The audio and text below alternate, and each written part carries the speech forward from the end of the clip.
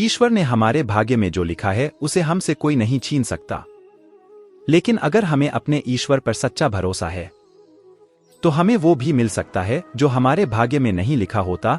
इंसान का मुश्किल वक्त उसके लिए एक दर्पण की तरह होता है जो हमारी क्षमताओं का दर्शन हमें करवाता है। वह दिन मत दिखाना कान्हा कि हमें खुद पर गुरूर हो जाए। रखना अपने दिल में इस तरह कि जीवन सफल हो जाए। इस पूरे ब्रह्मांड में ऐसी कोई ताकत नहीं जो इंसान की इच्छाओं की पूर्ति कर सके, क्योंकि इंसान की इच्छाएं एक समुद्र के समान होती है जिसे कभी भी भरा नहीं जा सकता। जो दूसरों की तकलीफों को समझते हैं, जिनमें दया है, दिल से अच्छे हैं, उन्हें दोबारा जन्म लेना नहीं पड़ता। अगर कोई मनुष्य हमारे साथ बुरा कर रहा है तो उसे करने दो, यह उसका कर्म है और समय उसके कर्म का फल उसे जरूर देगा। लेकिन हमें कभी भी किसी के साथ बुरा नहीं करना चाहिए, क्योंकि यही हमारा धर्म है। दुष्ट लोग अगर समझाने मात्र से समझ जाते तो यकीन मानो महाभारत कभी ना होता, श्री कृष्ण कभी भी हमारा हाल नहीं पूछते, पर वो हमारी सब खबर रखते हैं। श्री कृष्ण अपने सच्चे भक्तों पे हर घड़ी नजर रखते हैं। जो हुआ वह अच्छा हुआ, जो हो रहा है वह अच्छा हो रहा है, जो होगा वह भी अच्छा ही होगा। तुम भूत का पश्चाताप न करो। जिंदगी में सदैव अवसरों का आनंद लेना चाहिए, लेकिन किसी के भरोसे को तोड़कर नहीं। इस संसार में मनुष्य किसी भी रूप में बड़ा नहीं होता, बल्कि मनुष्य के पीछे जो ताकत खड़ी होती है वो ज्यादा बड़ी होती है। मनुष्य अपने सच्चे हृदय से जो दान दे सकता है वह अपने हाथों से नहीं दे सकता, और मौन रहकर हम जो कह सकते हैं वह हम अपने शब्दों से नहीं कह सकते। भविष्य की चिंता न करो, वर्तमान में जियो। अगर आप जीवन में असफल होते हैं तो आपको दोबारा प्रयास करने में कभी नहीं घबराना चाहिए, क्योंकि जब आप दोबारा प्रयास करते हैं तो आपकी शुरुआत सुनने से नहीं बल्कि आपके अनुभव से होती है। मनुष्य अपने सच्चे हृदय से जो दान दे सकता है वह अपने हाथों से नहीं दे सकता, और मौन रहकर हम जो कह सकते हैं वह हम अपने शब्दों से नहीं कह सकते। अंतकाल में जो मनुष्य मेरा स्मरण करते हुए देह त्याग करता है वह मेरी शरण में आता है।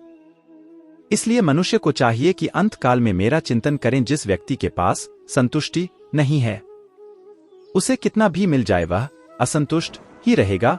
श्री कृष्ण जी कहते हैं, जिस व्यक्ति को आपकी कद्र नहीं, उसके साथ खड़े रहने से अच्छा है आप अकेले रहे।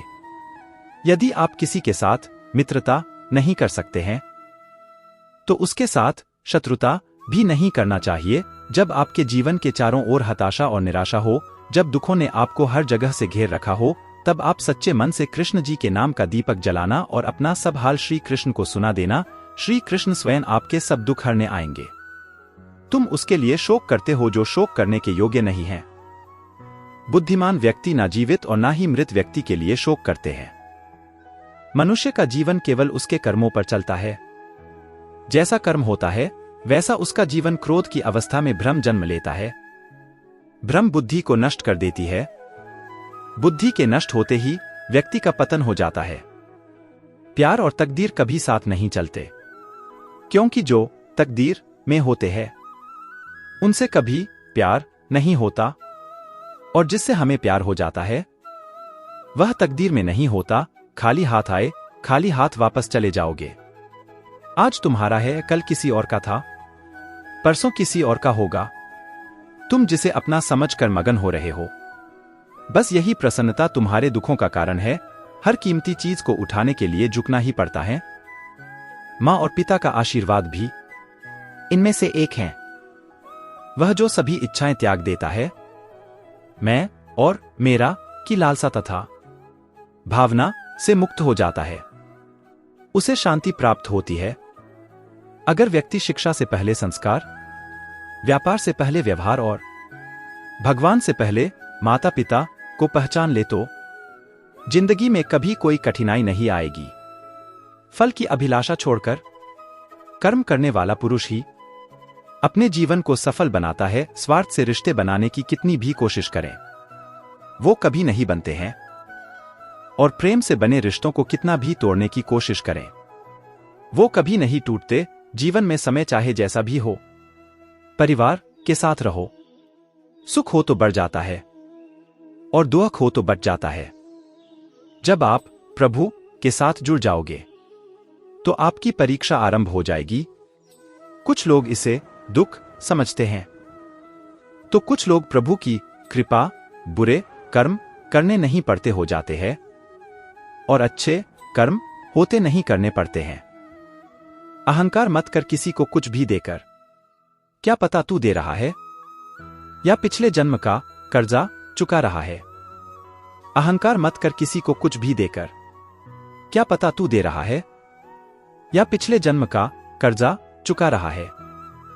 प्रेम और आस्था दोनों पर किसी का जोर नहीं।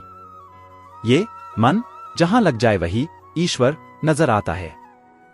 जीवन में आधे दुख इस कारण जन्म लेते हैं क्योंकि हमारी आशाएं बड़ी होती है। इन आशाओं का त्याग करके देखो, जीवन में सुख ही सुख है। राधा कृष्ण का मिलना तो बस एक बहाना था। दुनिया को प्यार का सही मतलब समझाना था। राधा ने श्री कृष्ण से पूछा, प्यार का असली मतलब क्या होता है? श्री कृष्ण ने हंसकर कहा, जहां मतलब होता है वहां प्यार ही कहा होता है। जीवन ना तो भविष्य में है और ना ही अतीत में। जीवन तो बस इस पल में है, केवल इस पल में। प्रेम एक ऐसा अनुभव है जो मनुष्य को कभी परास्त नहीं होने देता और घृणा एक ऐसा अनुभव है जो मनुष्य को कभी जीतने नहीं देता। लोग कहते हैं अपनों के आगे झुक जाना चाहिए, किंतु सच बात तो यह है जो अपने होते हैं वह कभी झुकने नहीं देते। इस संसार में मूर्ख व्यक्ति, अधर्मी, अज्ञानी व नास्तिक प्रकृति का व्यक्ति मेरी शरण स्वीकार नहीं कर सकता। जीवन में आधे दुख इस कारण जन्म लेते हैं क्योंकि उनसे आशाएं बड़ी होती है। इन आशाओं का त्याग करके देखो, जीवन में सुख ही सुख है। जो दूसरों की तकलीफों को समझते हैं, जिनमें दया है, दिल से अच्छे हैं, उन्हें दोबारा जन्म लेना नहीं पड़ता। यदि कोई व्यक्ति प्रेम से, भक्ति से पुष्प, फल, जल भी मुझ पर चढ़ा दे तो उसी भाव से उसे स्वीकार करता हूं, वह मेरा प्रिय भक्त होता है।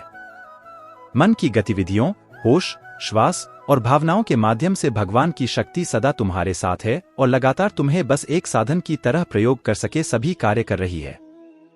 मेरे दिल की दीवारों पर श्याम तेरी छवि हो, मेरे नैनों के दरवाजे पर कान्हा तेरी तस्वीर हो।